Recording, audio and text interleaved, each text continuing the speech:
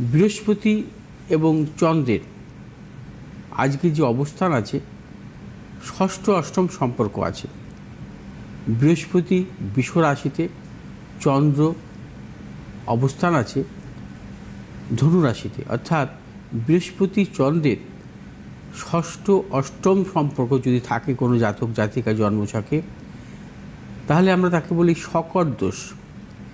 এই শকর দোষের ক্ষেত্রে দেখা যায় যে বৃহস্পতির দশা বা চন্দ্রের মহাদশা তাদের জীবনে কিন্তু প্রবলভাবে বিপর্যয় আনে, এবং চন্দ্রের দশা বৃহস্পতি অন্তর্দশা, বৃহস্পতির দশা চন্দ্রের অন্তর্দশাও তাদের জীবনে কিন্তু ভাগ্যের বিপর্যয় আসে, এবং তাদের জীবনে কিন্তু অর্থনাশ, গুপ্ত শত্রু বৃদ্ধি, কর্মক্ষেত্রে নানাবিধ জটিলতা, এবং যারা ব্যবসা করছেন ব্যবসা ক্ষেত্রে নানা রকম প্রতিকূলতা তাদের জীবনে কিন্তু আসে।